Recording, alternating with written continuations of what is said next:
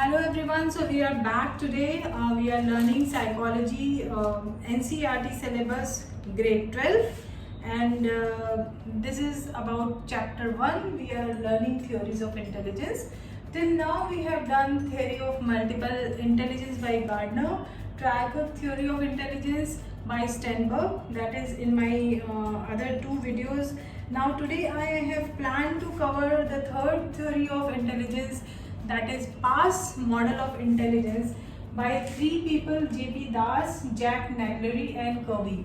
So this is what you have to remember, these three names, and this was actually formalized in 1994, and this is called the PASS model of intelligence, where I will talk about the basic pointers that's mentioned in your curriculum. Just go through that one by one. So here the theory or the model revolves around the three neurological activities of our brain functioning. So this theory or this model is a little bit that we have understood. This is about the multiple intelligence, this is about the triarchic methods or components of the intelligence. Here we are talking about the neurological functioning, where various parts, frontal lobe or other parts of the brain are involved, and these works together to achieve any activity or to formalize any planning or decision making. Okay, so one by one we will get into this. Now why PASS? Because it's P-A and then double S. So we will start with A here. So what is A here is the first activity or the first action when we actually come in the connection with any stimuli around us. So that is called the attention and arousal. Right, so any stimuli around us in the form of audio, auditory, visual or sensory. Right, so any stimuli around us, we got into the attending mode or towards that stimuli, and then we process the information. Okay, so this is where we get into the attention and the arousal part. So we have to understand that in depth, and that is the first step according to that is what I mentioned in the previous videos also, that the stimuli around us can be in the form of auditory, visual or sensory mode, where we attend to that, and then we get into an arousal process in order to process the information. Okay, so this is one thing that is important for you to understand to begin with. I really want you to describe the graph that's mentioned in your textbook also, that is about arousal, how you have to understand where a person or an individual gets into stress and anxiety, and how it's actually defining the performance. So here this is one graph. First let's understand that, then we will get into the in-depth detail of attention and arousal. Writing performance here is because based on the arousal it depends how we perform. So first we attend to the stimuli, that is any stimuli around us, we attended that, we form our inferences, we understood, okay, this is what is basically what my inference is about that particular stimuli in various forms, and then the arousal becomes the deciding factor about our functioning. Right, so here what happens is here at the zero part, where our arousal is zero and our performance is also zero, gradually we get into the connection with the stimuli, with the attention, and then this is one graph that has been described. Let me describe that in detail. So here it's zero, our arousal is zero and our performance is also zero. Arousal we have to understand. Now let's first understand what in detail what is attention and what is arousal. Attention, we got into connection with the stimuli around us, that is in form of audio or in form of visual or in form of sensory, correct? And then based on that we actually processed any information. That is where we actually are functioning, we are processing that information. So now we have to understand this graph that is mentioned in your textbook also, that is the arousal performance graph, where it's very important to understand the optimal functioning. Right, so what is the optimal functioning, where we are actually getting an efficient and effective result, the desired result of our activities. Right, so what is the optimal functioning, and where our actually performance declines, how our performance declines. So we are this is one graph that I have made here. On the x-axis it's arousal, and on the y-axis it's performance. So as your arousal increases, your performance also increases. That is the processing of the information. As you increase that, your performance also starts improving. It starts increasing. At a level, it reaches your optimal point, where you are getting the effective and efficient results out of your processing of those information. So this is where you have to find the median of this graph. Okay, now this much of effort or this much of processing of information is correct, but if you keep on doing that arousal method prolonged after that also, then what will happen? With the increase of arousal, your performance will start declining. Right, building up here, building up stress and anxiety. Right, stress and anxiety, and reducing your performance. So defining a line to stop the method of arousal or the intensity of arousal is very important in order to get the optimal result. That is what all this graph says in your textbook. This is the arousal and performance graph that you can define in your own situational examples.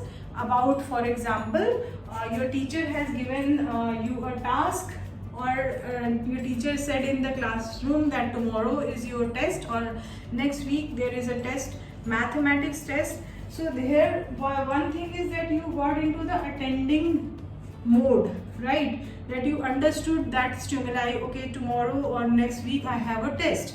Now you got into in processing that information, you got into understanding how to prepare for that exam. So that arousal is there, where you started preparing your timetable or your methods or your structures of training or preparing for that test, right? But here, if you are not defining how to get the optimal benefit of this arousal, you might get into stress mode because you are exceeding the arousal, and then your performance will reduce, building up stress and anxiety.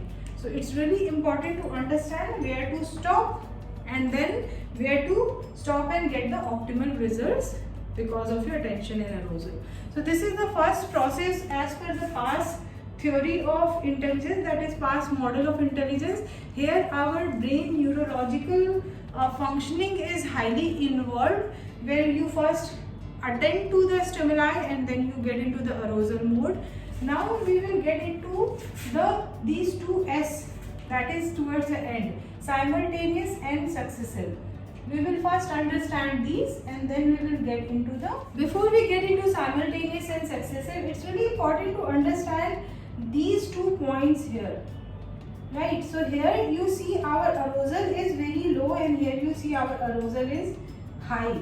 So when your arousal is low, it is also one reason behind the fatigue and boredom in you, because here your arousal is very low, you are not actually performing. So because your arousal is low, your performance is also low. That is one result that you are getting, but it is also resulting mentally that you are getting bored or you are getting fatigued mentally. When your arousal is high, it's resulting into stress and anxiety. So it's really important to understand and label your emotions, that if you are getting bored or fatigued because of low arousal, you must improve your arousal levels. If you are getting into stress and anxiety mode, maybe you have reached the optimal level and then you are declining your performance as per PASS model of intelligence. The second point in the PASS model of intelligence is simultaneous and successive. So the words itself defines it, And here also your brain neurological and brain functioning is very important, that is very crucial. So simultaneous is one example that we have given, we have found in our textbook is the Revan's example, where if simultaneous is where you actually picturize, you got into attention in arousal mode and you actually understood okay where to fix what, right? So these are the arrangement. This is how I can bring in some problem solving or decision making mode. So Revan's matrix example is here, like this is one matrix and there is something missing out of here. So this is one matrix, okay, and there are given 2-3 examples here, so which will be your answer, right? So here it can be something like this, the second is this, right? So here based on now how will you understand okay this is going to be, the third one is going to be your answer or the second one is going to be your answer. So quickly I have tried to write this matrix, draw this matrix. So in this you can see that there is a part missing in this entire pattern, right? So how my brain and neurological functioning is happening here is, I will see this pattern and then quickly I will try to figure out okay will this fit in here, this fit in here, or this fit in here. This is a very important problem solving and decision making skill, where based on the various information around you, you attended to the stimuli, you got into the arousal mode, and then you decide what basically is the simultaneous method of arranging those information, and you develop a problem solving method or you find a optimal solution of it. Okay, so in the simultaneous method, what is important is that in this example, this can be our life example also, that there is a pattern going on and we have to find some solution out of it.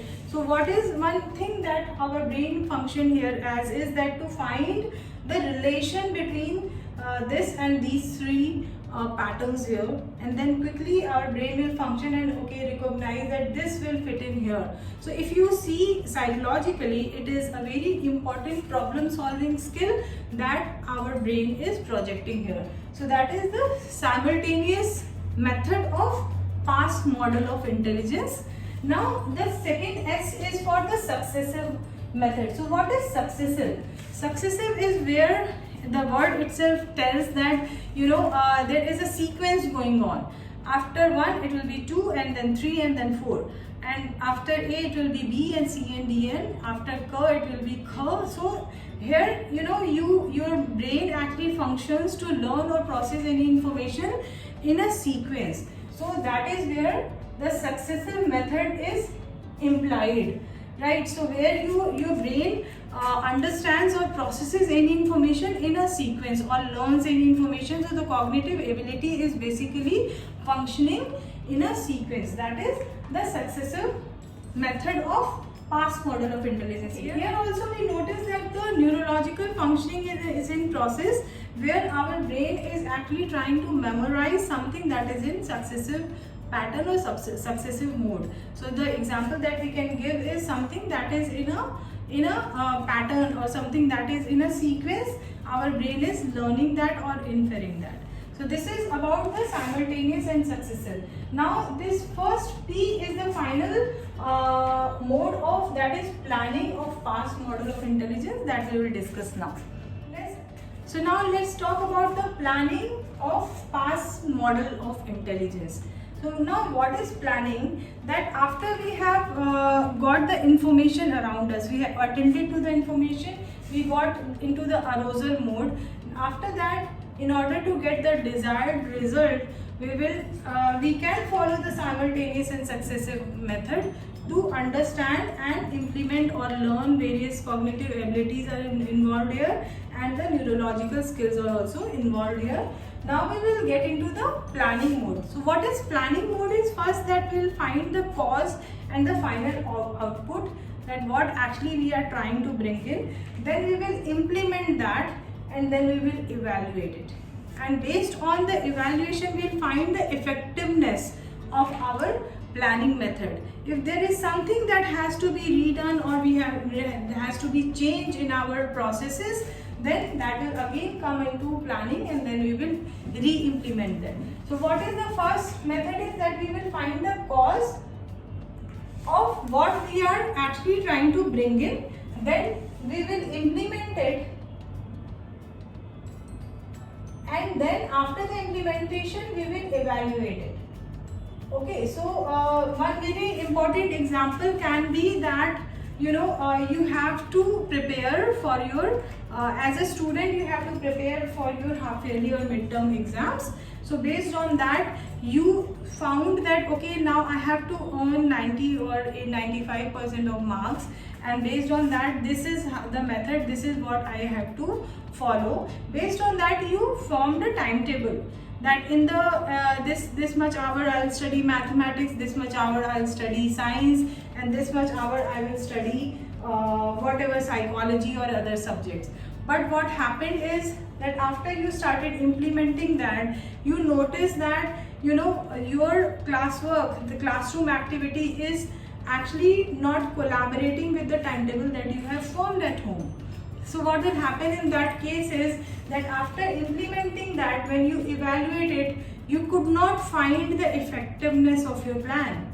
So what can be the other course of action that is very important in problem solving and decision making, that you came up with a new plan that can be more effective. So for example, simultaneously every day in the classroom only you can prepare your every day's timetable, that these are the subjects I am going to study and these are the subjects that requires my in-depth effort. So here you will, after the evaluation, you will find that the effectiveness of this plan is better than making a plan that is not collaborating with your classroom activities. So understood? So here that can be one example for the classroom activity. One example for professionals in planning can be that you have to develop an e-card for a portal. So what is the action of that e-card? You will define that. Based on that you will develop the wireframe of the portal. After developing the wireframe, you will implement that and develop the portal. Right? So entire portal is now developed, but after that you will do the evaluation of that. That is the quality check of that. And but you realize that something is missing, where you are not able to attract the clients, or you are not able to showcase all the products in different categories or whatever other reasons. So after the evaluation you found that this plan was not that effective, it's not giving effective results. So you can actually rebuild your plan and then re-implement that and then re-evaluate that till the time you are happy and satisfied with the outcome. The outcome should be optimal. As I said, I explained in the performance and arousal process also, that your outcome should be optimal, effective and efficient. And again I will repeat that this PASS model of intelligence was developed by Das, Naglieri and Kirby. It was developed in 1994. Attention, simultaneous, successive and planning, these four methods works together to actually for any cognitive ability, and it is very important for these methods to work together to bring in any intellectual output. So if these processes are working together in an integrated manner, then the output will be optimal. So let's quickly understand this again. Attention and arousal. Attention is attending to the stimuli around us. Stimuli can be in the form of audio, visual or sensory, and then the processing of the information is the arousal, and we understood the arousal and the performance graph here. Then simultaneous and successive. Simultaneous is actually understanding the entire information and understanding the relation between each and every part of the information and how to bring in an optimal result integrating these parts together. So Raven's matrix cube is basically a very good matrix. This example is very important example that is given in your notebook. You can give some other lifetime examples also. Successive is where you are learning and understanding any information that is in a sequence. So the example is learning numbers, learning alphabets, etc. Planning is where you actually are defining and understanding the cause and the final output of it. Based on that, you defined it, then you implemented it, and then you evaluated after implementation. And after evaluation, if you understood that the output is not optimal or effective, you can redo that planning, make changes, and then re-implement and then re-evaluate that. Okay, now what is left here is that there was a battery of tests that was